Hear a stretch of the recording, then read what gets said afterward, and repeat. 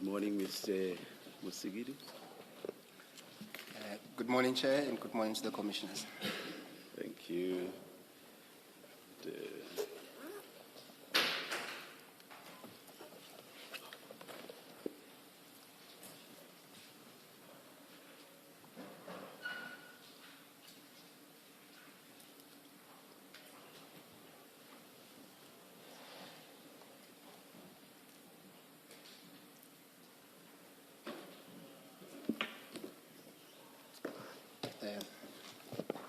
Thank you again, Chair. Chair, before we start, I will just want to deal with some housekeeping issues with your permission, Chair, and the Commissioners. First of all, Chair, the witness for today will be having its Captain Lawrence Itumeleng Mahotle. And Chair, the witness today will first testify, and hopefully with minimum interruptions. And then later on, the idea is that then the commissioners can ask questions, and also I can pose some questions where necessary, Chairperson. But of course, Chair, you can ask clarity-seeking questions as and when we go through his statement, Chair. Chair, you would recall that, and the commissioners, that Captain Mahotle is a ballistic expert that was mentioned previously by previous witnesses, and he will be coming here to testify on his handling of a crime scene that occurred on the 17th of April 2024. That is the murder scene of one Mr. Amatswar, and he will explain to the commission how that happened, and also the report there too. And that report will really form the subject matter of today's proceedings, Chair. Chair, I think it's an opportune time for the witness to be sworn in. Thank you, Mr. Musigidi. Good morning, Captain. Morning, Commissioners. Will you swear or will you affirm? I'll swear, Commissioners. Do you swear that the evidence you are going to give is the truth, the whole truth, and nothing but the truth? If so, please raise your right hand and say, "So help me God." So help me God. Thank you, Captain. Yes, Mr. Musigidi. Yes, good morning again, Captain. Morning, thanks. Yes, Captain, first of all, I would like to extend, and I think the Chair and the Commissioners also extend their gratitude to you for making yourself available at such a short notice. I think you came in a bit earlier than you had originally planned for. So thank you for making yourself available to assist the Commission on that score, Chair. Oh, I'm very, very sorry to stop you mid-sentence, Mr. Musigidi, and if you must, I will request you to start right from the beginning. I just want to make sure that the witness has been warned and that practical arrangements have also been made for him not to mention any of the names of the police officers he interacted with regard to, that is, those involved with the investigations, not those from, for example, his office. There's no problem or issue there. But those from the investigating team, have arrangements been made for the witness not to mention those names? That is correct, Chair and the Commissioners, and Captain promised as well to observe that sensitive issue and preserve the integrity of those witnesses. And where possible, Chair, as well, I will try and guide him in advance where a possible name is about to come, if I can just remind him to refer to that witness as either B or C, depending on the context, Chair. Captain, do you confirm that this has indeed been done? Yes, it was confirmed this morning, Commissioners. I direct you not to divulge those names, so it's an order. Yes, Commissioner. Thank you. You may continue, or you may start, Mr. Musigidi. Thank you, Chair. I was just I just finished thanking the captain for making himself available. And Captain, before we begin, I just need to check with you there. You should be having two files. One file should be saying Captain Mahotle on the sleeve. Can you confirm that? Yes, I confirm that, Commissioners. Yes, and then the second file then would say witness statements and annexures there too. Can you confirm that, Captain? Yes, I confirm that. For ease of reference, Captain, I would refer to the first file as file 1 and the one that we just referred to as file 2, so that when we jump between the files, we can follow with ease. Is that fine? It's fine. Thank you. Chair, just as a precursor, we have already heard from the evidence of ballistic experts who came here to explain to this commission how the ballistics work, the structures, the process involved in analyzing the exhibit. And we will not be dwelling with that with the captain here at hand. We will try and confine, at least himself, to the events that led him to producing the ultimate report that is really the subject matter of why we are here today.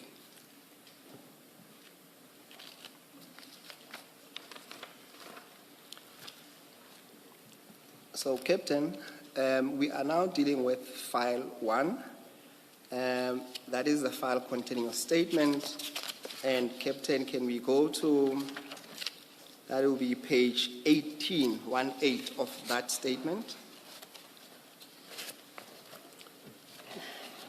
Yes, I'm in page 18, Commissioners. Yes, thank you. Do you confirm the signature there on the top right to be yours? I confirm, Commissioners. Thank you. And you've seen the statement before, and you confirm that it is your statement indeed? That's correct. Thank you then. Without wasting further time, Captain, let's start maybe explaining to the Commission your background into the police service. And I think we start there on paragraph 1, going down to 2 of your statement.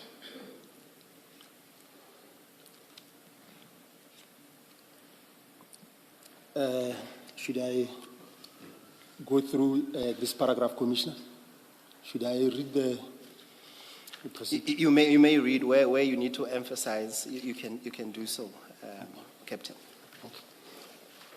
I'm an adult male, a captain, and a senior forensic analyst in an automated ballistic identification system, ABIS subsection, under the ballistic section of the South African Police Service, SAPS, stationed at the Forensic Science Laboratory, FSL, in Pretoria, Silverton.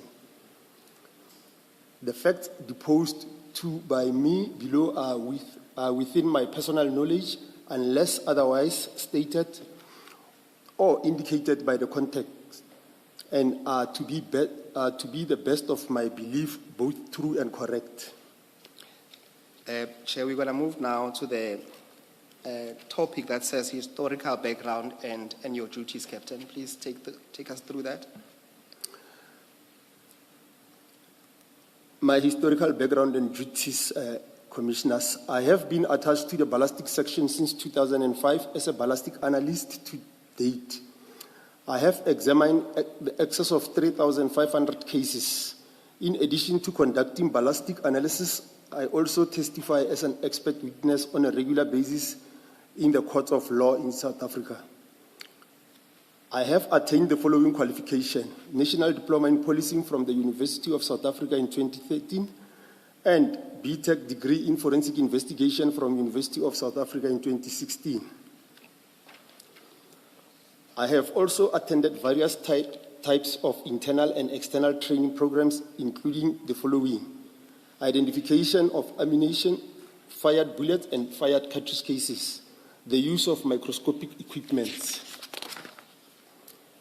microscopic individualization of firearms, ammunition, fired bullets, fired cartridge cases, tools and tool marks, acquisition of fired cartridge cases and fired bullets data on automated ballistic identification system, ABIS, physical matching, identification of firearms, the examination of firearm mechanism, the different manufacturing process of firearm and firearm components, the examination of homemade devices, technique associated with the recovering and restoration process of obliterated alphanumeric figures on medals, the reloading of ammunition and the manufacturing processes of ammunition, short-range determination, crime scene investigation and examination technique, documentation of examination results.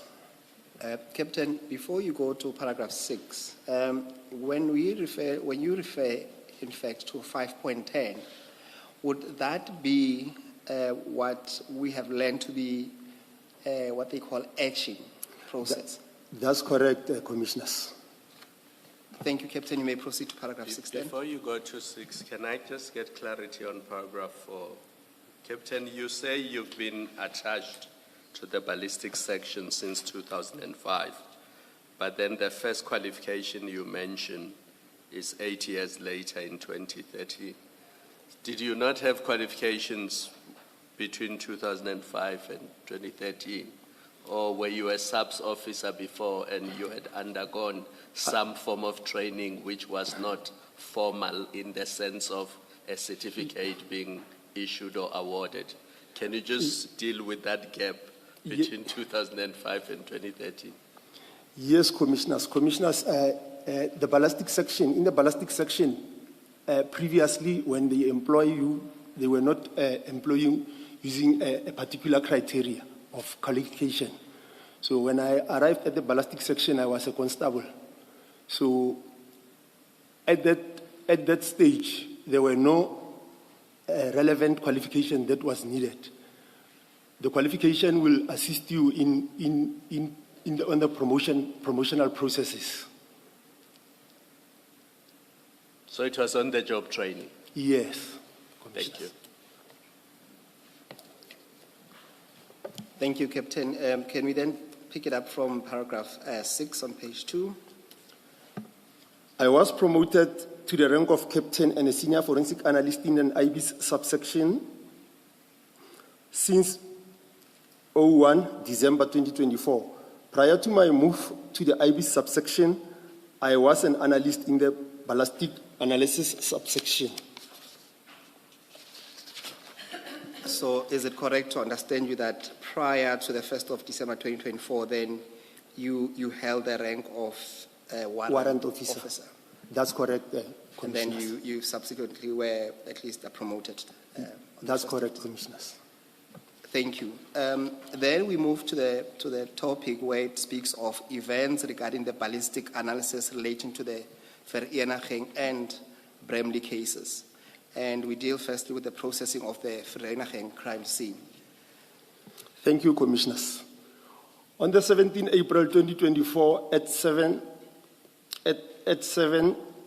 I reported for standby duty with Warrant Officer Marsha. It is common practice in our department for ballistic analysts to be on standby duty in pairs on a weekly rotational basis. Being on standby duty simply means that the analyst on duty should be readily available to attend to incoming requests for ballistic analysis at the crime scene. The standby duty list is created by the commanders in the ballistic section, namely Captain Nkosi and Lieutenant Colonel Mangena. For easy communication and reporting, a WhatsApp group, including the following individuals, was created. All analysts on standby duty list: Captain Nkosi, Lieutenant Colonel Mangena, Brigadier Mkhabela, and General Mlauzi. Shortly after reporting for duty on the 17th April 2024, I received a call on the standby phone from Warrant Officer Malan. I'm not sure which unit of SAPS Warrant Officer Malan is from. Warrant Officer Malan requested that we attend to a crime scene at Ferah where a person was shot and killed while inside his vehicle. The case number lodged for the crime scene is case 275 of 4/2024 is a Vereeniging case. After receiving a call from Warrant Officer Malan, I contacted Warrant Officer Masha to inform him that we have a crime scene to attend to in Vereeniging. We then sent a notification on WhatsApp standby group that we will be proceeding to crime scene in Vereeniging. Warrant Officer Masha and I then proceeded to the Vereeniging crime scene. On arrival at the crime scene, I noted that it was cordoned off and there were a number of police officers. We were welcomed by Warrant Officer Malan, who then explained to Warrant Officer Masha and I what had occurred. Thereafter, we started processing the scene. This took a few hours. Warrant Officer Masha and myself, between Warrant Officer Masha and myself, we agreed that ballistic analysis of Vereeniging crime scene was going to be conducted by me. It is a common practice for standby duty ballistic analysts to allocate crime scenes attended evenly to distribute the workload fairly. In this regard, I will be the one to complete the crime scene report for Vereeniging case. Warrant Officer Masha will then be allocated the subsequent crime scene and completed the related crime scene report. A total of 22 exhibits were identified at the Vereeniging crime scene, depicting in Annexure LIM1,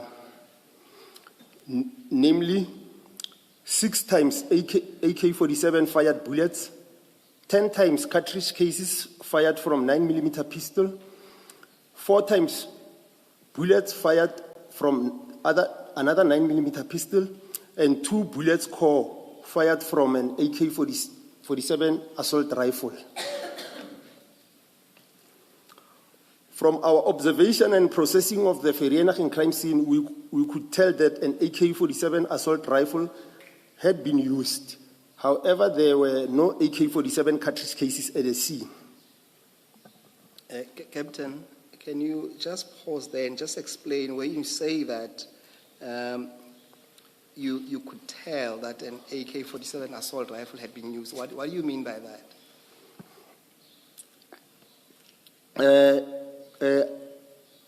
I mean, our preliminary investigation at the crime scene suggested that an AK-47 rifle was used because at the scene we found the bullet core, 6 bullet cores of AK-47, and 2 bullet cores of AK-47 and 6 AK-47 fired bullets. And I would expect to find the AK-47 cartridge cases because they should have been ejected at the scene, but there were no AK-47 cartridge cases at the scene. Can you explain a scenario why under what circumstances would the cartridges not be found, where now there is at least prima facie evidence that an AK-47 was fired, but the cartridges would not be found? Can you give us the scenario? It can be different scenarios, commissioners. One of the scenarios could be that because AK-47 rifle has got a long barrel, it could be the shooter was inside the vehicle when a shot was fired and it ejected inside the vehicle. So it will leave the crime scene with the vehicle when the shooter leaves the crime scene. Almost like a drive-by. Yes, commissioners. Thank you. You can continue at paragraph 15. Perhaps because you joined the commission very late and long after the evidence had commenced, we have testimony from witnesses, the detectives. We have testimony that AK-47 cartridges were found at the Bramley scene, contained in was it a plastic bag? In a plastic bag. So the inference is that they must have been picked up, collected, and stuck into that plastic bag. I accept to be one proposition, but I think it's also plausible when he says that when the projectiles, Chair, but I accept that ultimately they were found inside a bag in a vehicle at a different scene. Yes. Thank you, Chair. Well, thank you, Mr. Musugiri. Captain, you can proceed. We are at paragraph 15. Thanks, Commissioners.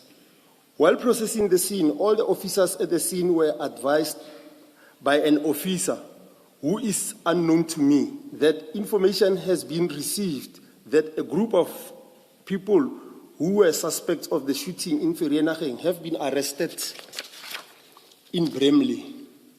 The case number lodged for the said arrest is case 149 of 4/2024 Bramley case.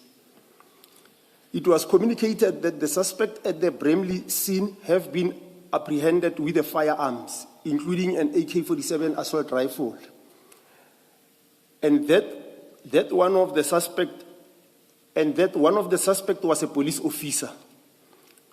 After receiving the aforementioned information, we continue to process the Ferah scene until conclusion.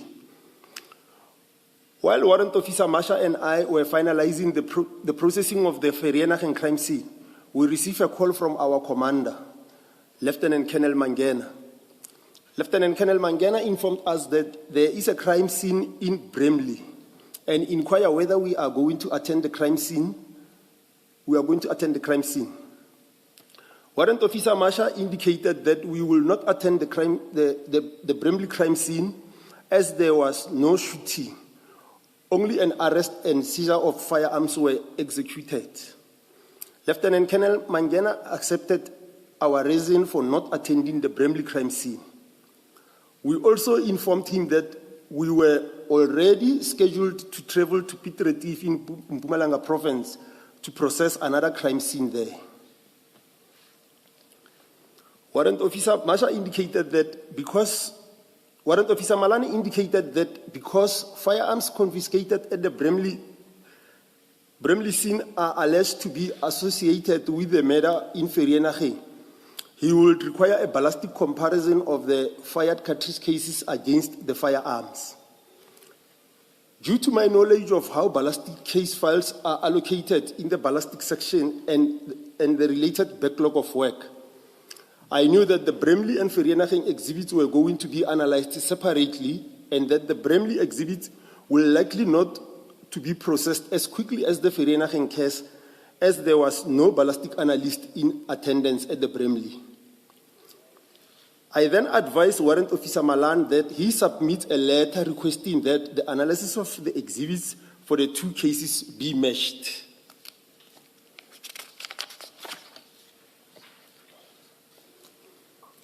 On the 23rd April 2024, the forensic lab received an exhibit from Ferah case, which were delivered by Warrant Officer Sitole. The Bramley case exhibits were also delivered on the same day by Sergeant Mohali. Lab number 193-045 of 24 was generated in the Forensic Science Laboratory admin system, FSL system, for the Bramley case, and lab number 193-051 of 24 generated for the Ferah case. The receiving of exhibits for the Bramley and Ferah cases on the 23rd April 2024 were recorded as first entries in the FSL's admin system.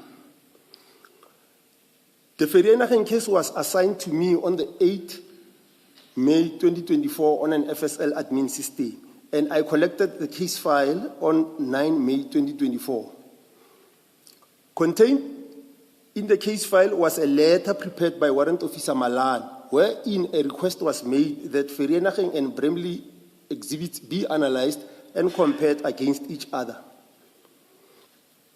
As indicated earlier, the Ferah case file was assigned to me since I was the one to complete the crime scene report and conducted analysis based on my agreement with Warrant Officer Masha. In this regard, a second entry was recorded on FSL system, admin system on 25 April 2024 to register for Ferah crime scene. This entry was assigned to me on 20 May 2024, while the second entry for the crime scene was only assigned to me on the 20 May 2024. I had completed the crime scene report on 15 May 2024.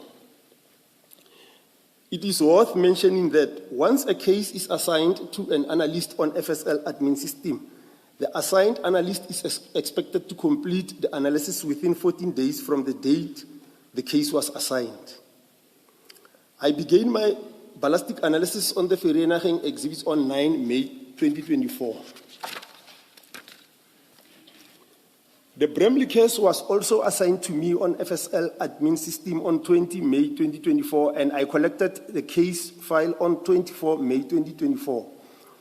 The Bramley case report, marked herein as Annexure LIM2, had a total of 225 exhibits, namely 1 AK-47 assault rifle, 96 cartridges for AK-47 assault rifle, 1 CZ Brown 9mm pistol, 1 Sauer Parabellum 9mm pistol, 3 magazines for the Parabellum 9mm pistol, 1 Taurus Parabellum 9mm pistol, including 1 cartridge loaded with a pistol, 15 AK-47 assault rifle cartridge cases, 2 9mm Parabellum cartridge cases, 91 9mm Parabellum cartridges, and 13 cartridges for the CZ Browning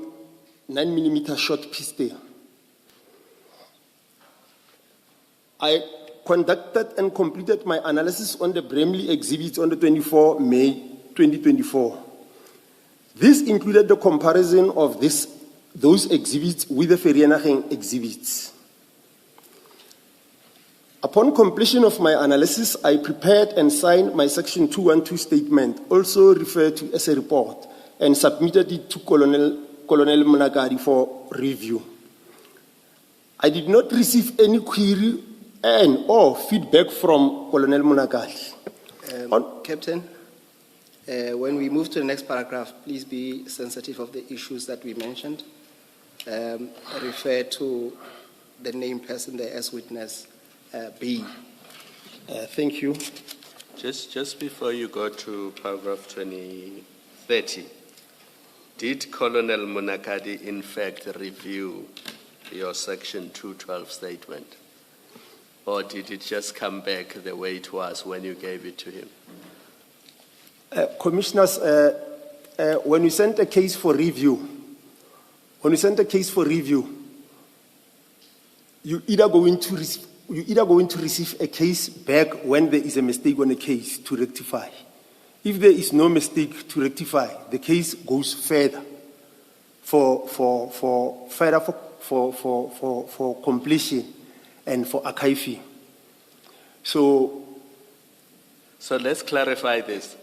If you give it to Colonel Munakadi for review and he does not require you to correct anything, then it does not come back to you. It doesn't come back. It goes for archiving. Yes, Commissioners. Which is what happened in this case.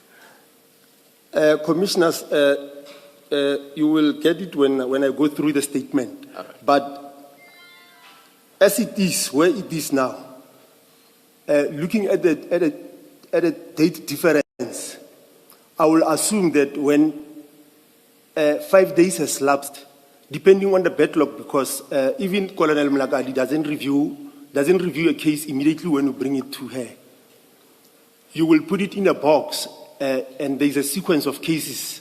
So basically, it's first in, first out. So I'll assume that either it is reviewed and passed the review, or either it's not reviewed.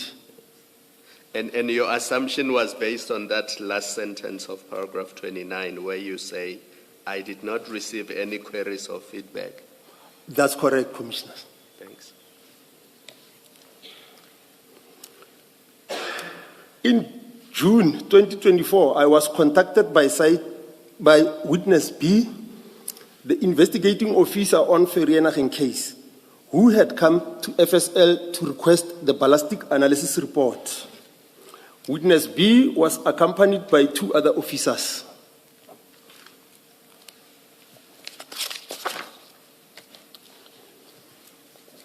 I then went to ask Colonel Malagadi about the report, informing her that the investigating officers for the Ferah case have come to collect the report. It was at that point that I became aware that Colonel Malagadi had not started reviewing the report since my submission on the 24 May 2024.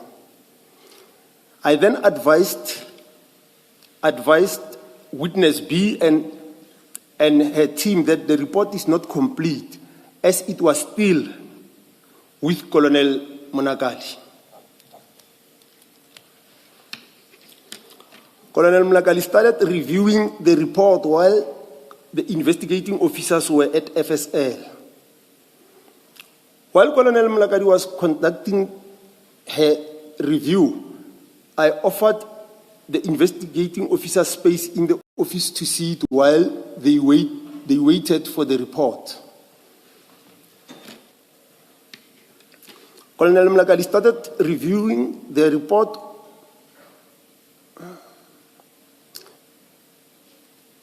Colonel Mlakadi started reviewing the report while the investigating officers were at the FSA. While Colonel Mlakadi conducted the review, I offered the investigating officer space in my office to sit while they were waiting for the report. Colonel Mlakadi highlighted amendments that I needed to make on the report. I then took the report and made my way to my office and informed Witness B and her team that there were amendments that I need to make before I could give them a report.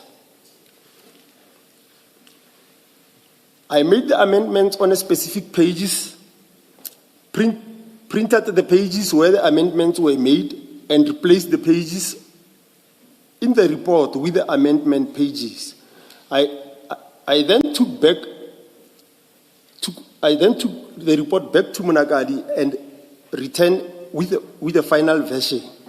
I then gave the reviewed version of the report to Witness B. Thereafter, she and her team left.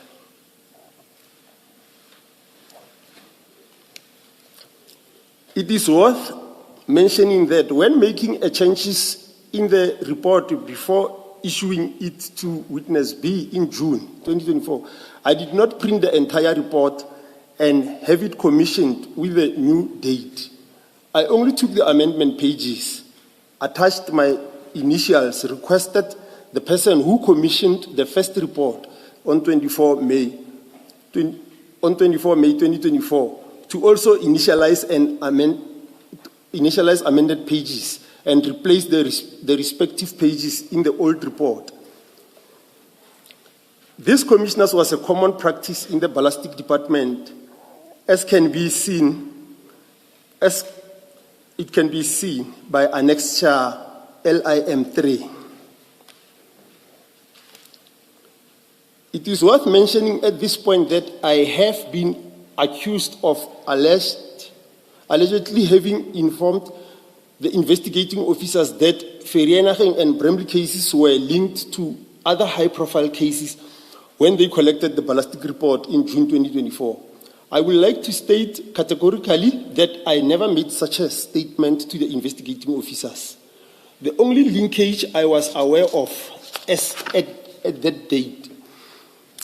date I gave the investigating officers the report was the firearm confiscated during the arrest of the suspect in Bramley on the 17th April 2024, were the same ones used in the murder of the victim in Ferah. I was aware of this link between the Bramley and Ferah cases because I conducted the ballistic analysis on the exhibits for the two cases. Thus, I'm not certain whether the investigating officers misconstrued the linkages between those two cases to mean there were links with other cases besides those two cases.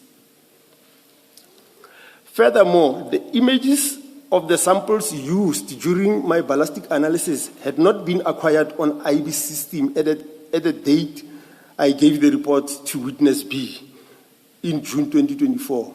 As such, there were no way that I would have been able to know if there are any links between the Ferah and Bramley cases with any other cases, since such links can only be identified after images of the samples are acquired on IBIS. I have been made aware that the acquisition of the images relating to the Bramley case was only done on 6 September 2024 by Warrant Officer Modise. It should be noted that I was not a member of IBIS subsection during the time I conducted the ballistic analysis on the Ferah and Bramley exhibit.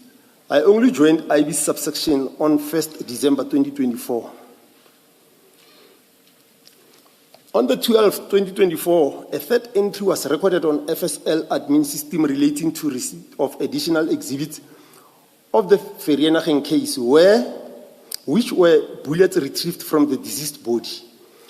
This entry was assigned to me on 11 October 2024. I completed the ballistic analysis of the exhibit's bullets and issued a Section 212 affidavit dated 14 October 2024.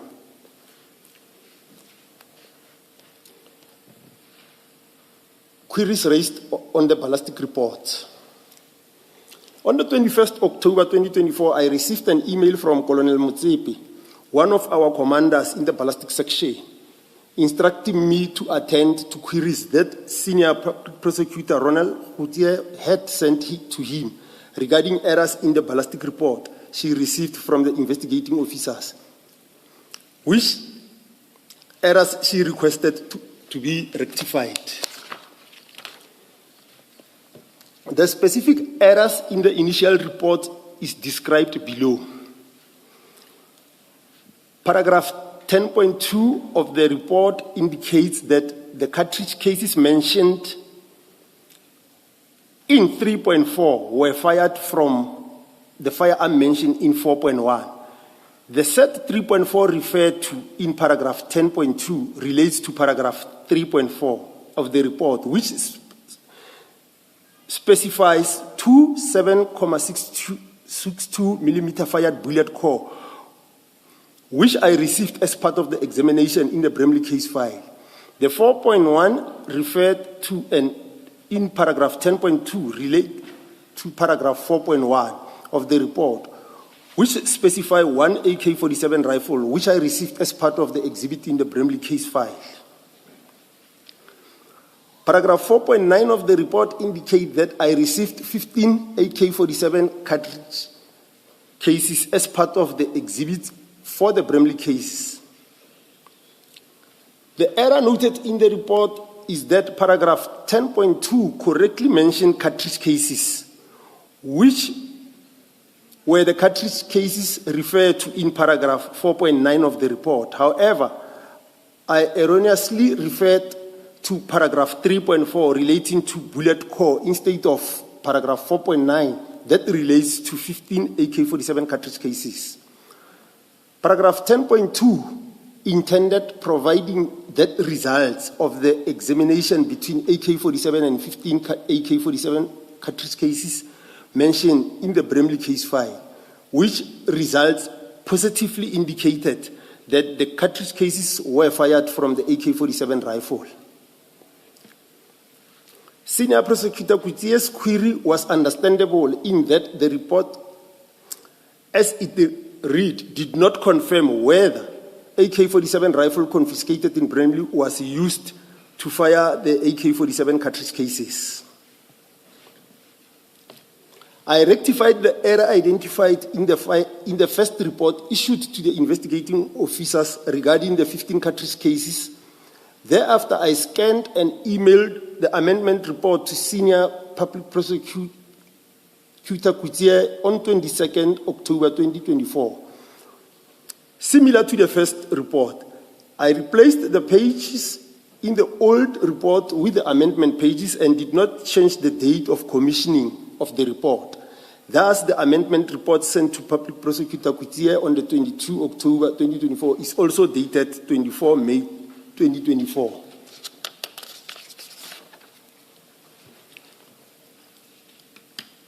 On the 6th November 2024, Senior Public Prosecutor Kutia sent me an email requesting the Section 212 statement for the ballistic analysis conducted in respect of additional exhibits of the Ferah case, that is the bullet found on the body of the deceased. I sent the report to the Senior Public Prosecutor Kutia on the same day, the 6th November 2024. This email has been marked as an annexed LIM4. However, I noted an error on page 3 of my report dated 24 May 2024, sent to Public Prosecutor Kutia on 22 October 2024, wherein reference was made to Bramley case 140 of 4 2024 instead of 149 of 4 2024, which was a typographical error. I have marked this as annexure LIM5. I rectified the error and emailed the amendment page 3 of 8 to the Senior Public Prosecutor on 6 November 2024, notifying her of the typo. In the email, I requested her to replace the page in the initial report with the amendment 1. I have attached the amendment page as annexure LIM6.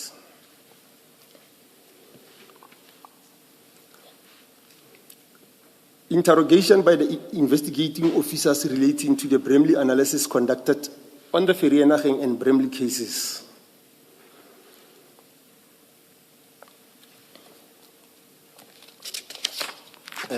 Captain, just remember in this section to heed to the warning again of the names. Yes, Commissioners, I don't know if you can give me a minute so that I can highlight that so that when I come... Let us rather take a very quick adjournment, and may I ask you, Mr. Musigiri, to take the witness's statement and just write witness B, wherever it is, witness B or witness whoever. If another of the investigators is mentioned, you'll indicate to us when you are ready. Let's adjourn. Thank you, Commissioners.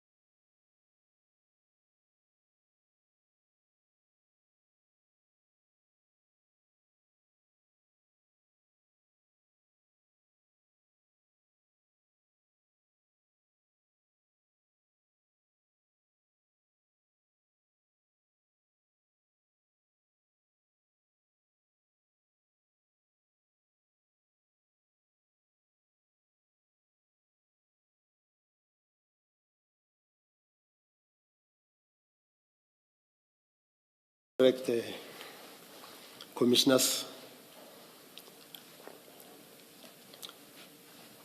On Tuesday, 7 January 2025, I received a phone call from witness B. During the said phone call, she informed me that she was in possession of the amendment ballistic report, which she received from Senior Prosecutor Kutse. She told me that Senior Prosecutor Kutse instructed her to attend some additional corrections in the report and obtain a signed original copy of the report. I then informed witness B that I was still on leave for 2 weeks and that I will attend to her request once I'm back at the office. Witness B indicated that the report was urgent as it was needed for court purposes and that if the amendments were not made, the case will be struck off the roll. Witness B stated that she would come to meet me where I was to ensure that we amend the report accordingly. I informed her that I live near Luate police station in Winterfeld, which is few minutes away from my house. We agreed that we would meet at Luate police station. At approximately 1800, witness B informed me that she had arrived at Luate police station. I then drove to police station. It took me approximately 10 minutes to arrive to the police station. I notified witness B upon my arrival. I notified witness B upon my arrival, and she informed me that she was on a black Mercedes-Benz V-Class. I approached the car, and witness B came out of the vehicle together with 5 gentlemen who were armed with rifles and firearms. Of the group of individuals traveling in the Mercedes-Benz V-Class, I was only familiar with witness B. We went into the room at the police station. To have our discussion. Once seated, witness B took out her pocketbook to take notes of the discussion. The group then proceeded to ask me questions about the Ferah and Bramley cases. They asked me where the ballistic report was. They asked me where the ballistic reports was. When the reports were completed and let me assist perhaps. They asked me where the ballistics report was, when the reports were completed, and where the respective case files were. No, thanks, Commissioners. They further asked what the procedure was when ballistic examinations are done. Upon my observation of their line and manner of questioning, it became apparent that I was under interrogation. I started having concern for my safety due to the interrogation. Given that I was only familiar with witness B of all the individuals in the room with me, my concern was in regard to whether I was interacting with the legitimate police officers or not. More so given the fact that I had heard that a police officer was involved in a murder executed in Ferah. Thus, I started having questions about the legitimacy and the interrogation and feared for my life. Amid the interrogation, witness B told me that Lieutenant Colonel Mangena attended the Bramley crime scene and that she had impression that the ballistic analysis on the Bramley case will be done by Lieutenant Colonel Mangena. She added that she was surprised to find that the report was done by me. She also showed me her WhatsApp communication with Lieutenant Colonel Mangena on her phone. I noted the chat history that witness B asked Lieutenant Colonel Mangena when should expect to receive a ballistic report, and Lieutenant Colonel Mangena responded indicating he would call her. Witness B sent several follow-up texts which Lieutenant Colonel Mangena never responded to. Witness B on her and her team. Captain, just pause there for a moment. In paragraph 47, you say you are in a room and you're now concerned about whether the people who are interrogating you are legitimate policemen.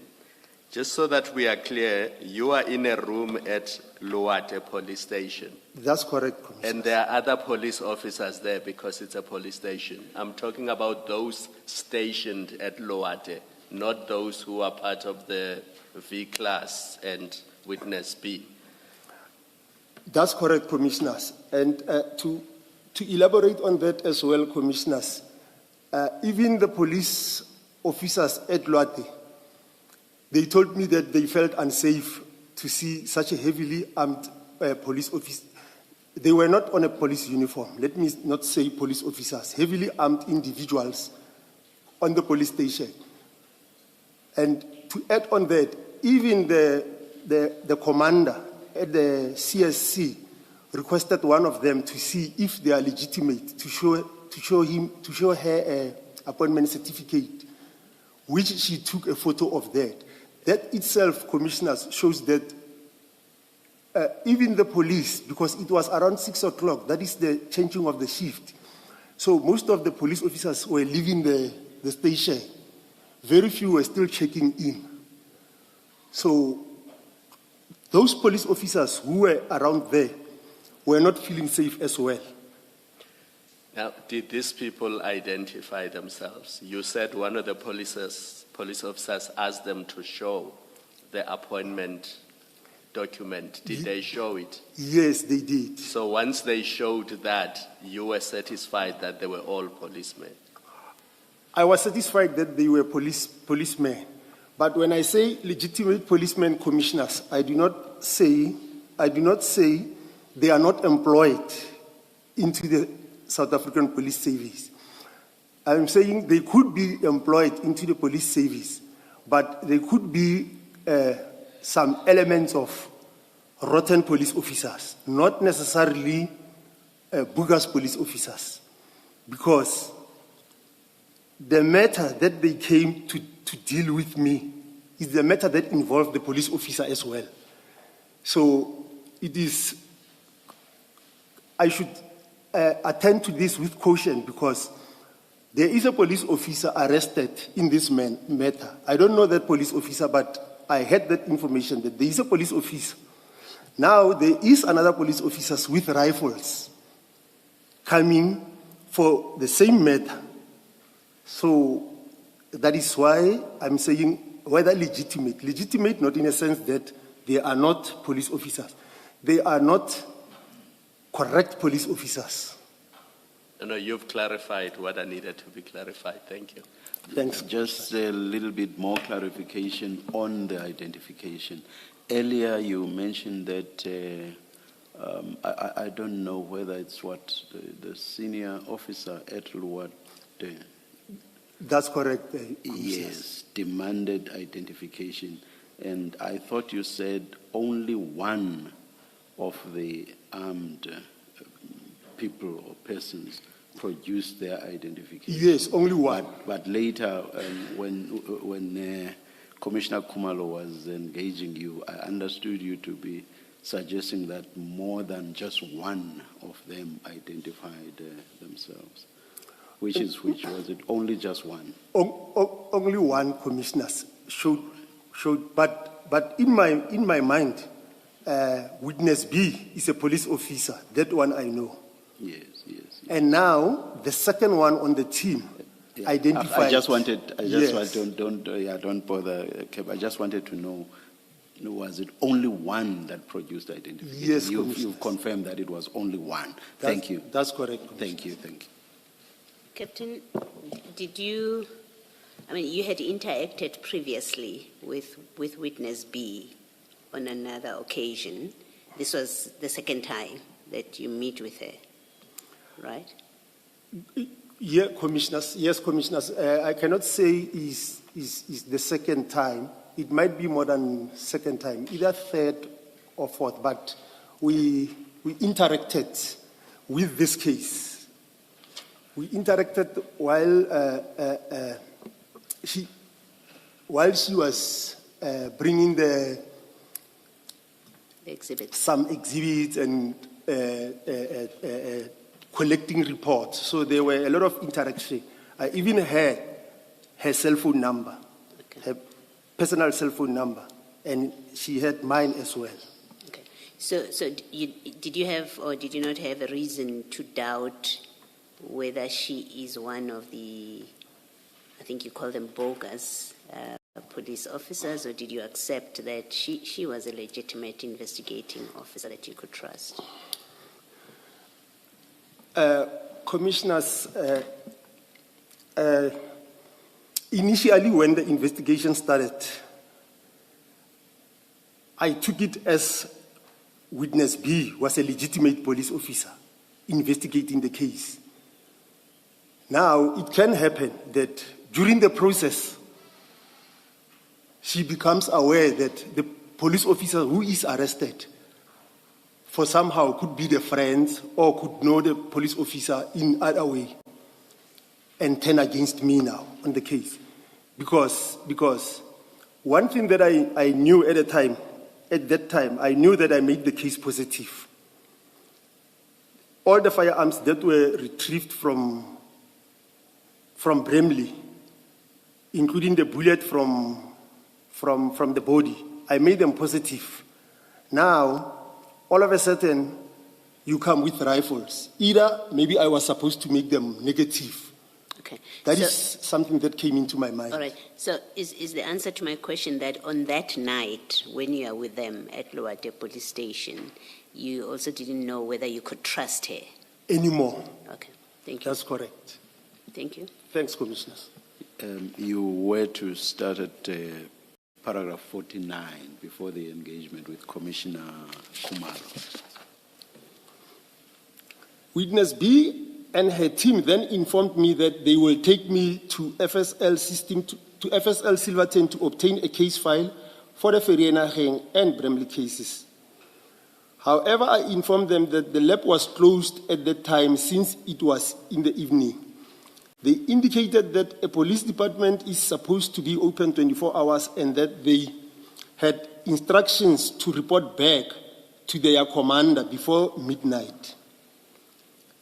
I requested their permission to call my superior, Brigadier Mkhabela, to obtain his approval for us to access the lab at that time, and they allow me to make a call. I had the call on loudspeaker. Brigadier Mkhabela informed witness B and her team that their request to access the lab at that time was impossible and that there were procedures that need to be followed. He also asked witness B why this matter could not wait until the next day, since the following day was a working day. Therefore, Brigadier Mkhabela stated that he is ending the call and that he would contact their commander, who I believe to be Lieutenant General Khumalo.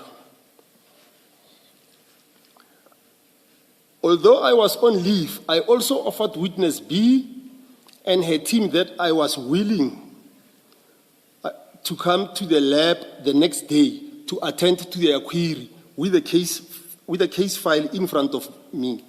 However, they insisted that we go to the lab at that time. I received a call from Colonel Lesu, the head of the case management in the ballistics section. Colonel Lesu indicated that it would not be possible to access the case file for the Ferah and Bramley as they had been sent to KwaZulu-Natal for further examination. At about 2100, the group took me inside their car and I was asked by one of the male officers if I had my office keys with me, which I confirmed I did. The officers wanted to stop by my house for me to fetch a jersey and I refused. I refused passing by my house due to the safety concerns I had, fearing that would expose my family to the risk in the event that I was in the company of illegitimate police officers. There were 7 of us in the vehicle as we drove to Silverton. Upon arrival at FSL's, the female security officer at the gate saw my face and opened the gate and allowed the car to enter the premises. We entered the office. One of the male officers with a rifle stood at the door, and I entered the office with witness B and 3 other men. They then asked me to open my computer. I did so by entering my password. They specifically were looking for the ballistic report I prepared for the Ferah and Bramley cases. Witness B insisted that she wanted the report, which I printed out and gave to her. One of the male officers asked me if I examined the case files alone, and I confirmed that I did the examination alone. He asked me whether I received assistance from anyone, and I responded stating that no one assisted me. He further asked whether Lieutenant Colonel Mangena had a hand in the case file, and I responded that he did not, as far as I knew. He asked me if Lieutenant Colonel Mangena knew that we attended the crime scene at Ferah. I responded indicating that Lieutenant Colonel Mangena is in our standby duty WhatsApp group, together with the component head and section head. And as such, Lieutenant Colonel Mangena will know about all crime scenes we attend, because we send notification in the WhatsApp group whenever we attend the crime scene. The police officer further asked me if Lieutenant Colonel Mangena was at FSL or not when Warrant Officer Marsha and I returned from the crime scene. I responded stating that I would not know because I went straight to my office when I came back from pit retrieve. One of the male officers then informed me that I will die for shit if I protect Lieutenant Colonel Mangena. During the prolonged interrogation between myself and witness B's team, my cell phone kept on ringing as I received several calls from FSL colleagues. However, I did not answer most of the calls. Amongst the calls I received was a call from FSL duty officer, Captain Haarzavi, who called asking me what was happening in the laboratory at that time of the night. I gave the phone to one of witness B's team members, a male officer, who explained to Captain Haarzavi that General Mlauzi was aware that the team was at the lab. At some point during the prolonged interaction with witness B's team, one of the officers in witness B's team then started drafting a Section 212 statement on his laptop on my behalf. While the officer was drafting the statement, the team asked me how many versions of ballistic report for the Ferah and Bramley case I had. I showed them the versions I had in my computer. The versions I had were the following: a Microsoft Word version. This version was the one that all the other versions of the report were derived from. The initial changes mentioned earlier, which were based on review done by Colonel Mnakali, were done on this Word version of the report, and the rectified pages printed and inserted into the first report issued to witness B in June 2024. Subsequent changes based on the queries raised by Senior Prosecutor Kutsia were also made from this version of the report. A PDF version, this version was the one I scanned and emailed to Senior Prosecutor Kutsia on 22 October 2024. Upon seeing the different versions of the report, witness B and her team started accusing me of manipulating the ballistic report and indicated that they would confiscate my computer. This was just after midnight. Around the time witness B's team were attending to confiscate my work computer, Lieutenant Colonel Shole, Lieutenant Colonel Buota, and Lieutenant Colonel Mangena arrived at the FSL and intervened in the situation. They also prohibited confiscation of the computer and requested witness B and her team to vacate the FSL premises. I later found out that the intervention by Lieutenant Colonel Shole, Mangena and Buota was initiated by the security officer who were on duty that evening.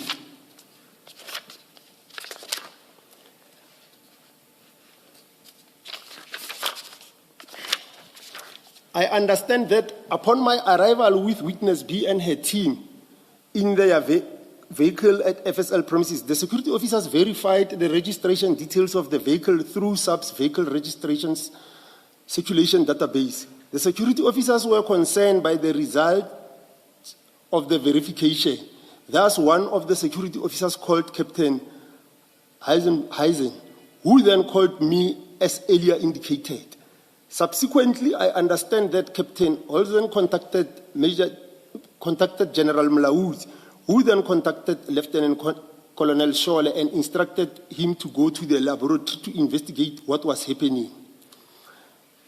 Thereafter, Lieutenant Colonel Shole arranged with other units of the police who physically came to the laboratory to intervene.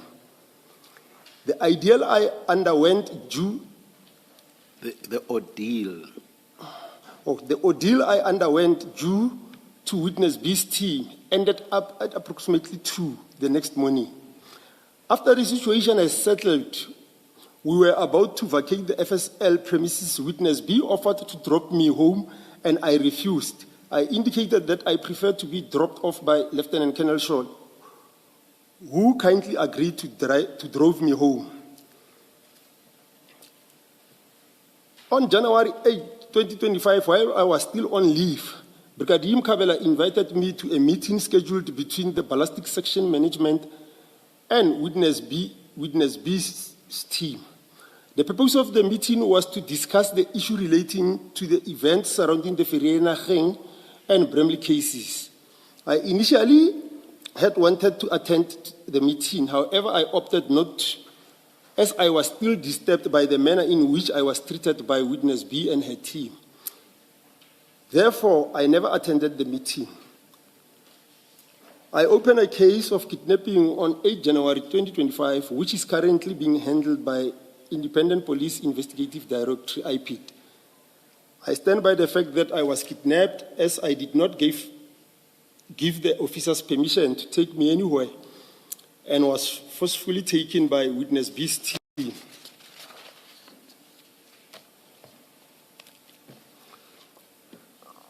Quality management non-conformance procedure relating to the Bramley and Ferah ballistic analysis. Subsequent to the meeting held between the Ballistic Section Management and Witness B's team, my superiors opted to initiate a non-conformance quality management procedure regarding the ballistic analysis done on the Bramley and Ferah cases. The non-conformance procedure was initiated on 15 January 2025. The non-conformance procedure was led by Colonel Motsepe. The non-conformance review identified the errors mentioned earlier above regarding the incorrect cross-referencing of paragraph in my initial report. The outcome of the non-conformance procedure was that the identified errors be rectified in the report and an updated report be compiled and filed. As such, I deposed an amendment section 212 statement on 27 February 2025. The non-conformance procedure was concluded on 27 February 2025. Was it just the cross-referencing caption? Because I counted 3 or 4 errors. Because one of them was the case number was also incorrect, remember? So why do you say here that it was just the issue of the cross-referencing with the cartridges? I mean, there were more errors than just this one. Commissioners, you'll remember that somewhere during the process of this report, some amendments were made on the report. and corrected. The case number was already corrected at the time. At this time of this quality management. Yes. So when quality management reviewed the case, they actually came across where I mentioned a cartridge as a cartridge case. That is the only one that they found. Because the other ones were already, you remember, commissioners, that the other ones were replaced as pages, as I said, only page were replaced and were removed and replaced in my statement. No, because even this quality management non-performance procedure worries me because it does not deal with all the errors. I mean, the final error that had to be rectified was where the prosecutor said, if this thing is not fixed, the case is going to be struck off the roll. Now, that was not, as I understand, the cross-referencing, because that had been fixed much earlier. Yes, that's correct. Commissioners, you are referring to the call that I received from witness B. Yes. Yes, but that call, when I received that call, that was not the correct call, Commissioner, the correct messaging of the call. Because at that time, when witness B and the team came to me in January, the corrections were already done. That's exactly my point. That the quality management non-performance procedure, conformance procedure, does not address all the errors from May until, say, January 2025. It seems to be dealing with only the issue of the cross-referencing. It doesn't deal with cross-referencing, commissioners. Cross-referencing, you mean the 15 cartridge cases? Look at paragraph 65 of your statement. You say the non-conformance review identified the errors mentioned earlier above regarding incorrect cross-referencing of paragraphs. So it seems like that's the only thing the review addressed. It did not address the other errors dating back from, say, May 2024 until January 2025. Yes, commissioners, they didn't address that. Then we are on the same page. Yes. Because then this quality management procedure worries me because it seems like it was incomplete. That's correct, commissioners.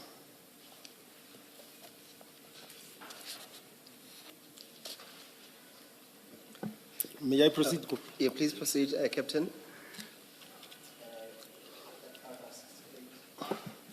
As indicated earlier, I was promoted to captain and transferred to the IBIS subsection. Sorry, Captain, maybe for the purpose of the transcript, can you just confirm the heading there? Confirmation of links between the Ferah and Bramley cases with other cases. As indicated earlier, I was promoted to captain and transferred to the IBIS subsection as an IBIS analyst commander from 01 December 2024. Due to heightened media attention on the Ferah and Bramley cases, the ballistic specimens of the two cases that were acquired on an IBIS system were called up to the front of the IBIS queue in the IBIS system in order to prioritize the viewing of any possible links to other cases the IBIS system identified. The viewing of the possible links or leads in the IBIS system was done by Warrant Officer Mthembu. Warrant Officer Mthembu then prepared an analyst notebook linkage on the report on 17 July 2025 containing the possible links identified. Warrant Officer Mthembu provided the possible links report to me and I started conducting the microscopic confirmation of the links. I was able to confirm 18 linkages between the Ferah and Bramley cases with other cases which has been marked as Annexure LIM7. I then deposed a Section 212 statement on the 18th of August 2025 relating to the linkage confirmed. Thank you, Captain. Commissioners, Chair, I see that it's 11 o'clock. I doubt that the questions will be that long, Should we proceed? or at least I hope not. Yes. Let us continue to the end, Mr. Mosigiri. Oh, let's do that. Thank you, Chair. Yes. May I just, I have two broad issues, which I hope will translate to two questions, in the hope that there will be no follow-ups, Captain. In paragraph 63, you say that you were taken to the FSL office in Silverton, open quote, forcefully, close quote. Please explain the nature of the force or how exactly the force manifested. Commissioners, I will explain the nature of forcefully in this regard. This was not it's a non-contact force. The officers' approach instilled fear on me. So as a result, I believe when someone has already instilled fear on you, Explain the approach, perhaps, for me to understand how that instilled fear in you. As I indicated earlier, Commissioners, that they came carrying firearms, and the manner in which they were interrogating me, it was not like an interview of a colleague to colleague. And as a result, I already indicated, Commissioners, that there was a police officer involved in this crime. Now, when another officers come and have such an interest in this case, and that interest comes with instilling fear into an expert, then they will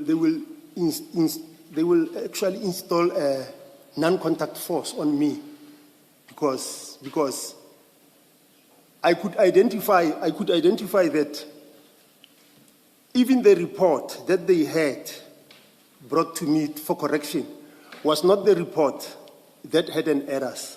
They had a report of the 2 bullets that came from the body, and that report didn't have errors. So I didn't see any reason for them to come to say to me, that report needs some corrections. It was not true. So if you come to me and you do not tell me the truth of you coming to me, you are and carrying rifles, you are instilling fear on me. So you looked at them and you feared them. Come again? You looked at them and you feared them. That's correct, Commissioner. But when you say that the report that they had already been corrected, is it not so that they should naturally have been interested in the history, the changes that had gone on, the corrections that had been made, and that they would have wanted to know what exactly is going on here? And Commissioners, that was not brought to my attention. The history and the changes, it was not brought to my attention at that day. So at that day, the only picture that I had was that there is something small on the report that I believe, if I recall correctly, it looked like there is a page that I skipped when I was initializing the pages. Because even the correction, I don't think I could have agreed for a report, because the report is typed. When you say I must correct it, you cannot come to my place, because I must have the version of the report, the draft of the report, so that I can make necessary corrections. So it cannot be true. The only thing that I can do when I'm at home is just to attach a signature, if I forgot to attach a signature in one of the pages. Other than that, any other thing that can be done, it should be done at the office. And I must be in a position of the case file when doing that. My next question relates to process. As you are probably aware, this commission is concerned with the influence that criminal syndicates have or are alleged to have on the criminal justice system. Needless to say, criminal cases involving syndicates need to be attended to, especially if, as is alleged, affect the entire criminal justice system. Those need to be attended to with a measure of urgency. I'm not saying that other crimes do not need to be attended to urgently as well. Victims of crime always want to see finalization of the matters that affect them. But if the allegations are that the entire criminal justice system may well be influenced by criminal syndicates, I think that's a matter deserving utmost urgency. So that's the context in which I'm going to raise the issue that I'm going to raise. You say that when you left Ferah, you were attending another crime scene in another province, that is at Piet Retief in Mpumalanga province. So I just want to get an idea of whether officers from FSL attend to all crime scenes. I am aware, of course, that there is an FSL office, if I'm not mistaken, in the Western Cape, in KZN, the Eastern Cape, all of these in addition to the national one in Silverton. That's correct. But even if that be so, if all crime scenes are attended to by officers from the FSL, I'm not an expert, but I think they would be overstretched. Can you explain how this works out in practice? And if they are overstretched, that would probably delay the process. That's correct, commissioners, and you are correct, Commissioner, to say it's overstretched. When you are on standby in FSL here in Gauteng, you are the two of you who are on standby. You are responsible for Gauteng as a whole, for Northwest as a whole, for Mpumalanga as a whole, for Limpopo as a whole, and you go as far as Kimberley. And it's overstretched. And all victims of crime, as you said, Commissioner, they want justice. So when you are attending a crime scene in, let's say, in Limpopo, you can receive a call while you are still in Limpopo that there is another crime scene that you need to attend, say in Kimberley. You will drive from Limpopo to Kimberley because there is no any other one who is on standby.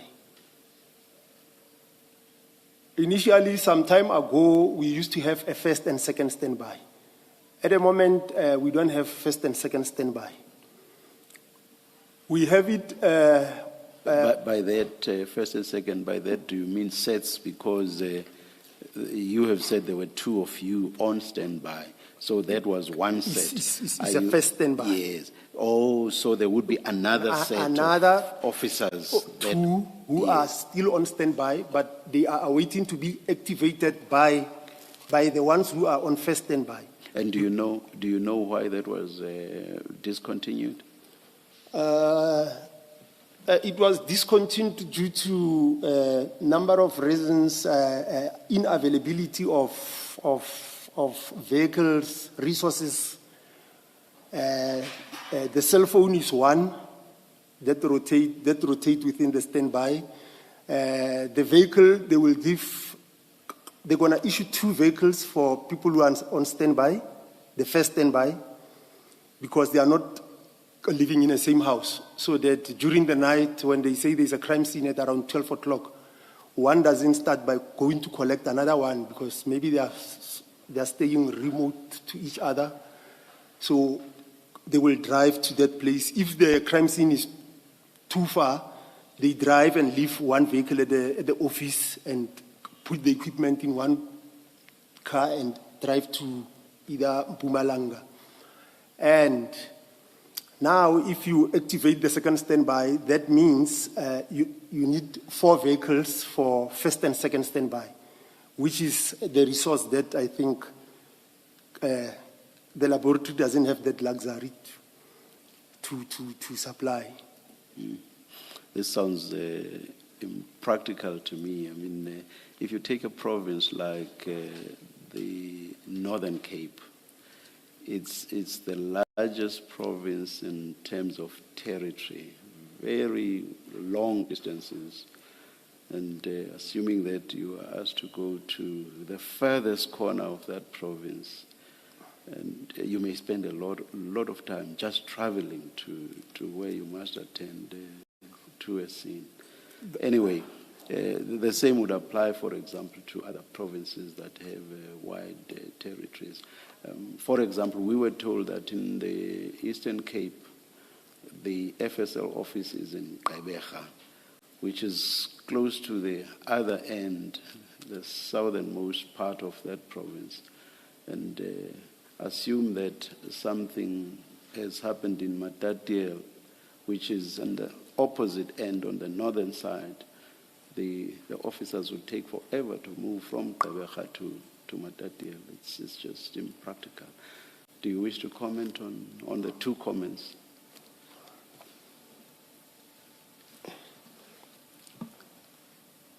Commissioner, to comment on that, the way I hear the commissioner is comparing that province, that laboratory with our laboratory here in Pretoria. Is the commissioner comparing the 2 laboratories, or 2 laboratories on their standby basis?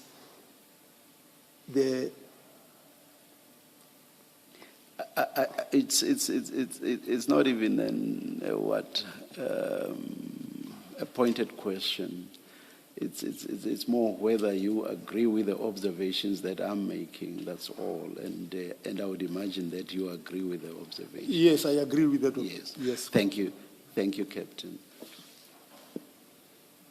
We'll come to you afterward.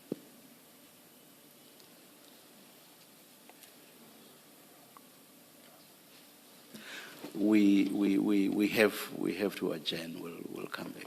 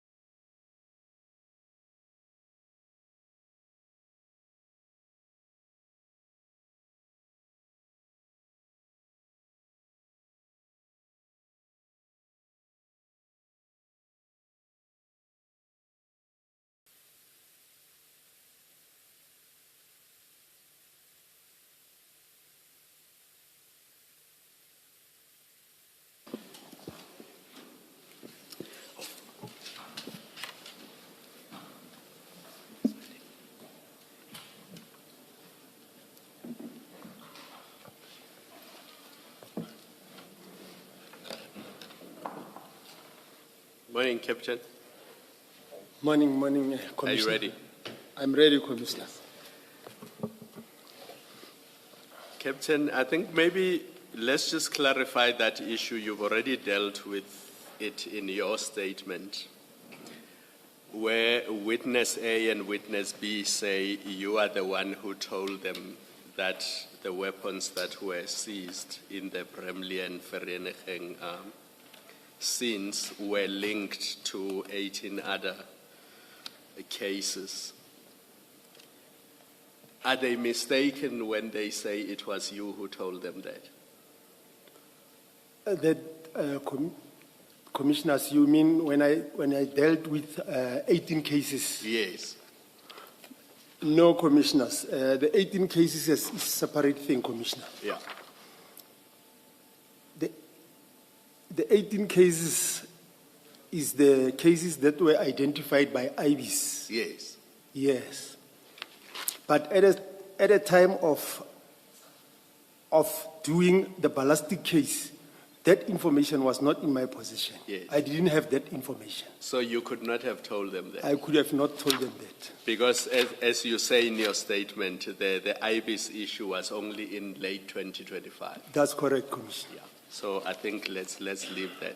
And then I identified 4 errors, and I want you to, for our peace of mind, because in your statement you don't explain what the reasons for those errors are. And maybe this is what has led to this suspicion that maybe you deliberately omitted information from ballistics reports, or you included misleading information in ballistics reports. So I'm hoping that you will give us an innocent explanation for these errors. But I want to first identify them there in your statement. So if you start on page 8, paragraph 34.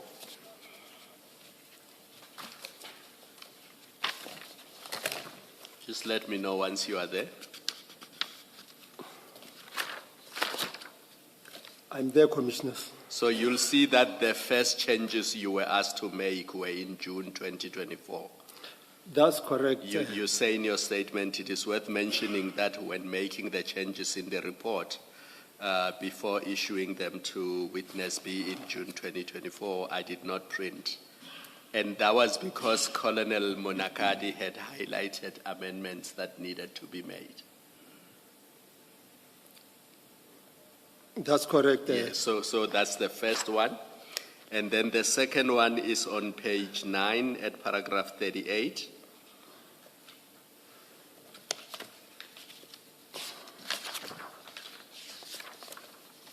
Where you say, on 21 October 2024, I received an email from Colonel Motsepe, one of our commanders in the ballistics section, instructing me to attend to queries that Senior Prosecutor Gauthier had sent to him regarding the errors in the ballistics report. Do you see that? That's correct, So Commissioner. that's the second one.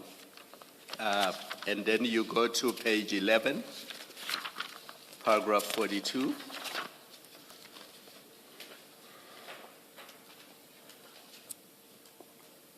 On 6 November 2024, are you there? I'm there, Commissioner. Yes, on 6 November 2024, Senior Prosecutor Gauthier sent me an email requesting the Section 212 statement for the ballistics analysis conducted in respect of the additional exhibits in the Ferah case. I sent the report. And then the following paragraph, however, I noted an error on page 3 of the report. So that's the case number issue. Do you see that? That's correct. Yes. And then the last one is in paragraph 44, where now you end up getting this call from witness B in January 2025 that the case will be going to court and they want certain amendments to be made because if they are not attended to, the case might be struck off the roll. Do you see that? I see that, Commissioner. Yes. So those errors, what were the reasons for those errors? I mean, can you just explain to the Commission? Are they innocent or were you really trying to sabotage the investigation into the murder of Mr. Swart? Thank you, Commissioners. Commissioner, let me first go to the last one, the page 11, paragraph 44. Commissioners, paragraph 44 is the call that I received from witness B that there is an error on the statement. It's not the error that I identified or someone else identified this. And there was no error that was corrected here. The witness B told me that there is an error. However, the main reason it was to call me out, not necessarily there was an error. As I indicated that it cannot be correct that witness B can come to my home for correction of error. So even the statement that the witness B had on that day was the last entry of the statement, which didn't have any error. That was the statement from the bullet from the body. So it is not correct to say this is paragraph 4 referred to an error. Paragraph 4, they were using the word error so that they can have me close to them. Because there is no any other way they can say, come, we want to see you. I will refuse. But when they say there is an error, this is my statement, there is an error and the statement is going to court, I get surprised. And when they say the case will be struck off the roll, then I stand up and say, let me meet the investigating officer, because we cannot afford to see criminals out on the street because I am on leave. But there was no error here for this paragraph. The other three? The first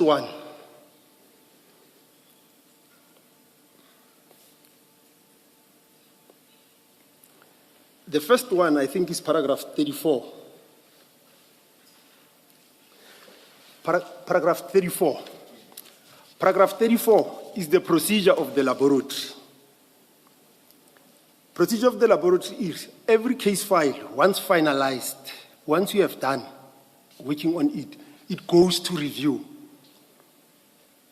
And almost out of 10 cases that goes to the review, 8 will be back with errors for correction, without any deliberate to do anything for any analyst who is working at the lab.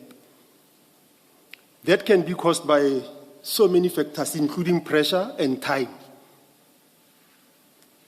So, meaning, if this error was corrected and there were not any other error, the investigating officer were not even going to be aware that there was an error on the statement, because it will have been corrected. All of the statement passed through that route. So this is the normal operation of the ballistics. Then, when I go to the other mentioned errors which existed, whereby there were exchange of pages and what, that one, Commissioner, I can safely say those were typing errors, and those typing errors were supposed to be picked up at the reviewing process, but was not picked up at the reviewing process. I cannot indicate as to for what reason, but I can say it amounts to work pressure as well. Commissioners, before you type a statement, by nature, an expert is not a typist, but we are doing our own typing, and we are given 20 minutes to type a statement, regardless of how many pages the statement has. So possibility of errors will be there. But there is performance, because when you examine a case, you use the performance. The performance will have correct information However, reducing that information into a typing is a separate thing. And when we are given 20 minutes to do that, typing errors do occur. That is why when there is an error, the first thing you do at the lab, when they say it's an error, even when it comes from the review, when they say you have written the wrong back number, you don't just change it. You go to your proforma to see exactly what handwritten on the proforma. Because when you open a case, you take a proforma, you take a case, you put it here. There is no typing there. You write the back number on a proforma. You write back number that you received. You write the contents, what is in the bag. Later on, you are done with the examination. You reduce that into writing, into typing, which is not your area of specialty. That is why always there will be an error on the typing side, not on the proforma side. And at all times, we accept those mistakes and we accept to make corrections, because the only thing that goes to court is not proformas now. It should be the 2-1-2 statement. And our system commissioners at the lab, it doesn't accommodate members reviewing their own cases. Meaning, when you are done with typing, you are not given any further minutes to recheck your work. When they give you a case has got allocated a particular amount of time. Once they say you do this case, you are going to do this case because 10 minutes is for typing, 20 minutes is for typing, 2 hours is for examination, 10 minutes is for returning the firearms to the safe. Then the day is finished. So we do not focus on the quality, we focus on the quantity. And the whole reason why we focus on the quantity is not the correct thing, but is true. It's because of the number of cases we have versus the number of staff we have. So it's innocent mistakes attributable to time pressures and work pressures and other things. That's correct. Nothing sinister, nothing malicious. Nothing, commissioners. Yes, Mr. Musigiri. Oh, thank you, Chair. Just to piggyback from the exchange you had with Commissioner Khumalo on the what you attribute to these errors, and we would not want to assume, or at least peddle the belief that you deliberately manipulated the report. But for me, what I want to say to you is that the errors that you committed were quite material to the outcome of the murder cases. For example, the 3 errors that we spoke about. The first error is that you were asked by Warrant Officer Malan to say, link the murder weapon to the crime scene, and you failed to do that. So the report that you issued, it does not draw a link between the murder weapon and the murder scene. You accept that? As it stood, as you handed the first report to Witness B. Commissioners, the first report, in respect of that error, doesn't say I didn't link the murder, because the murder weapon to the cartridge cases, because we've got 3 type of results in respect of examination of a fired cartridge cases and a firearm. You've got either positive match, negative match, or inconclusive. And in your case, you would say it's what? In my case, because I didn't mention 4.9, that doesn't mean I said negative. It doesn't relate to a negative finding. If you go to the annexure LIL, LIM 1.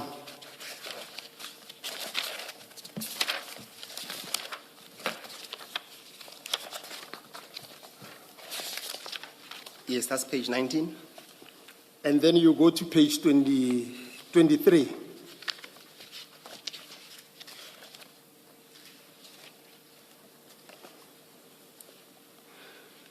Then, this is microscopic results, commissioners. You go to the second part. The first part deals with the bullets. The second part deals with CC. CC means cartridge cases. I am saying cartridge cases 193045 of 24, AA3A, up to AA30. That is the 15 cartridge cases. And I further say is 7.62 by 39 millimeter. That is AK-47. Are positive to cartridge case, are positive to, now I include a different lab number because I compare it with Bramley now, which is 193045 of 24. 363 TC1 and 363 TC2. These are tests fired from the same rifle, commissioners. Now, commissioners, the proforma is here. The results are documented here. I have to stop you. Oh, thank you. This document, as far as I understand it, it is not the document that was handed to witness B. Is that correct? That's correct, commissioners. Yes. So I'm saying to you, the document that you handed as a report of the outcome of the work that you were showing us that you did not give a positive link. That's why there was a need for you to rectify it or to amend, as it were. That's a simple proposition, and I think you already... Yes, I accept that, commissioners. Yes. Now, the only proposition I'm putting to you is that error is quite material. It's important to the outcome of any criminal proceedings, because if you cannot link ultimately the crime scene with a murder weapon, someone will go scot-free. You accept that? I accept that, commissioners. Thank you. And just for completeness, the document that is being referred to starts on page 52 and it ends at page 60, and the errors are on page 58 at paragraph 10.2 and 10.6.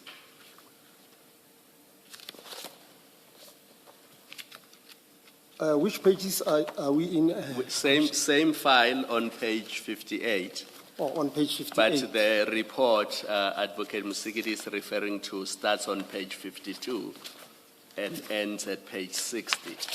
That's correct, But the commissioners. linkages that are the cause of all the problems in paragraphs 10.2 and 10.6, that's where the error is.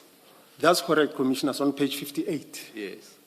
And his point is that it is material because if you had to go to a criminal case with this report, the defense will have a field day. And this could result in an acquittal or something like that.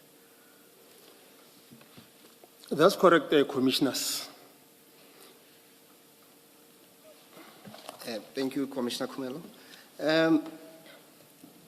Captain, another error that we identified to add to the list of errors that Commissioner Kumalo just discussed with you is the issue of the etching of one of the weapons which did not have a serial number. Now, if you go to page, on file 2, on page 128, so the second file, the bigger file of the two. Yes.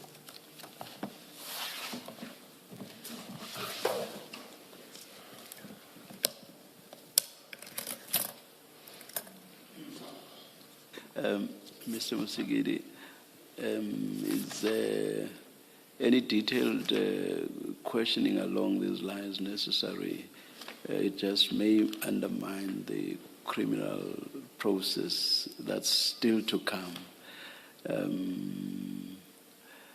whether rightly or wrongly, the witness has simply said these were inadvertent errors.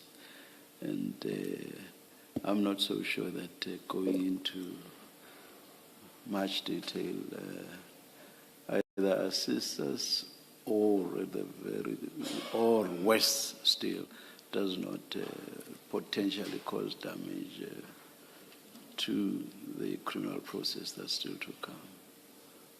I had that debate in my mind, Chair, as to the possible implications to the other ongoing matter, and without giving much. All I wanted to say, because what we want to do, and I wanted to be fair to him, to say that we would want to make recommendations to you to say that, and I wanted to be fair to him to make a comment to say that the errors that he committed, it's either they were attributed to gross negligence or probably an act of incompetence. That's all that you wanted to lay the basis for, because these are serious errors. And he can comment. Thank you. Do you wish to comment on the last comment that Mr. Musigiri made, Captain? Yes, let me comment, Commissioners. Yes. Commissioners, typing error, Commissioners, cannot be classified as to how the council is putting it. At the laboratory, Commissioners, we've got two types of errors. We've got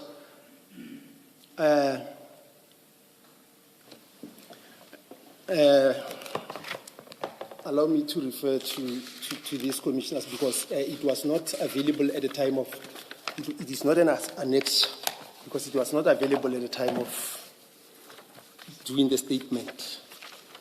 We've got a critical and non-critical errors. So, if I may explain to you, Council, non-critical errors includes, it's 4 categories. It's incorrect dates on an affidavit, defects or H results not confirmed, administrative errors, and log numbers. Those are non-critical errors. And I will believe that those errors that the council is leading me with falls within this category. So it cannot be incompetence or deliberate. What is the other one? Negligence. Negligence. But as I already indicated, Commissioners, that the errors will arise time to time as long as there is still pressure at the lab. The errors will always be there because we push quantities, not quality.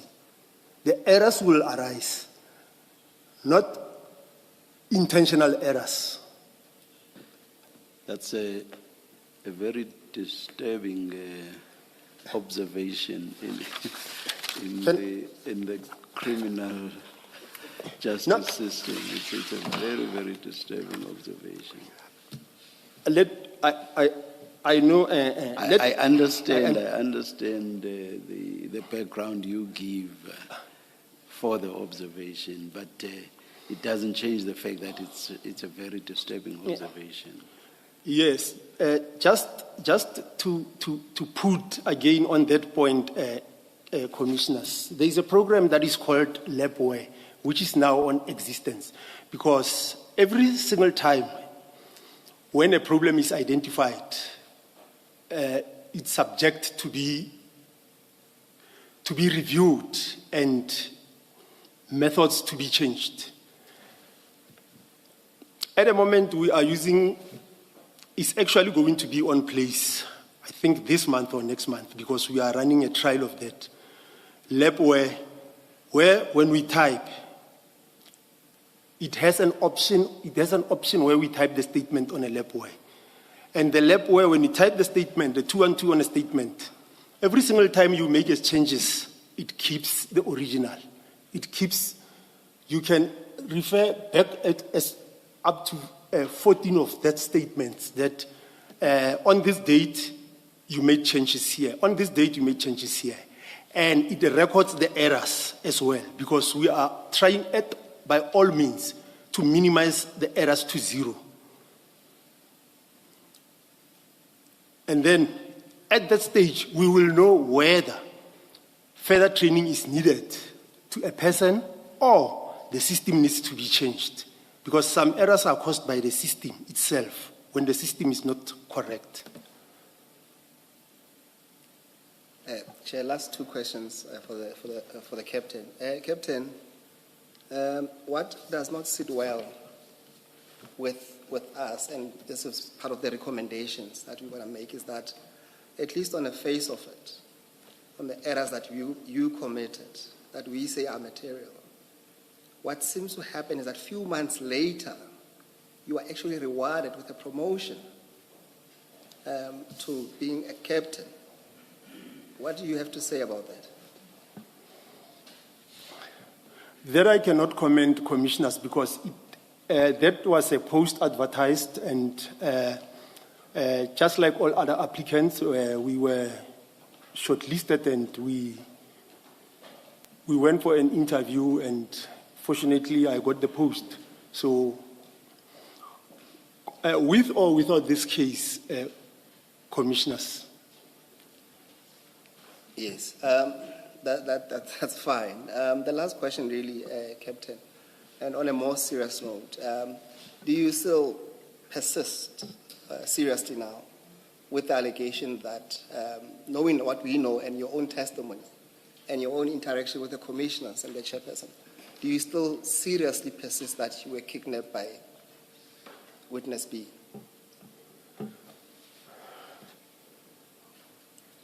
Commissioners, that one, commissioners, because I opened a case, and I opened a case based on the incident that happened. And I assume when a case is opened, it should go through the processes of all the cases. I cannot determine whether the case should or should not be. That will be the prosecutor in the prosecutor's decision whether they enroll the case or not, commissioners. But looking into the sequence and how I felt about the incident that night, there is only one organization that I can run to. SAPS. And SAPS will follow, like any other citizens of the country, will open a case and send it for the decision. But at all material times, you were kidnapped at SAPS premises. But anyway, that's just a comment. Chair, those will be our questions for the witness. Thank you, Mr. Musigiri. Captain, it seems like we need VAR there by Silverton, because there are serious shortcomings with the reviews and the reviewers and how the 212s simply go through the process. And you say we type, we push numbers and not quality, therefore we may need VAR in that department.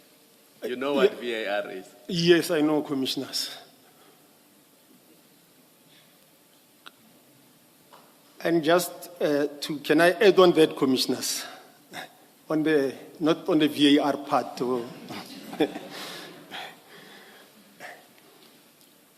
Commissioners, the laboratory, just like when I joined the laboratory some 20 years back, we used to receive few cases I'm definitely sure Brigadier Mkabela maybe testified about that. We used to get few cases, and today we are getting a lot of cases, and so many things hasn't changed. And the cases itself, the type of crimes are totally different.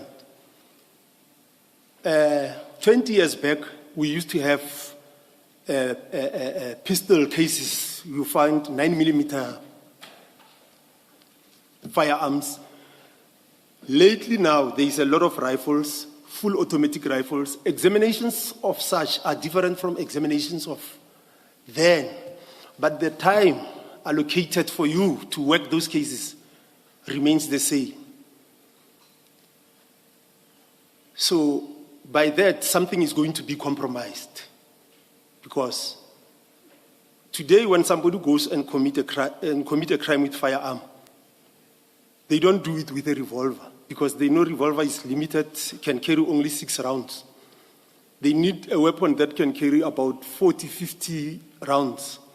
And that weapon today, you still examine it like you are examining the revolver 20 years back. You are still given the same amount of time to do that. So those are shortcomings, but I believe the laboratory is working hard on that as well to try to improve that. Mr. Mosigiri, No follow-up questions, Chair. thank you. Captain, thank you very much. Thank you, Commissioners. You are excused. We will adjourn and resume tomorrow at 9:30. Thank you.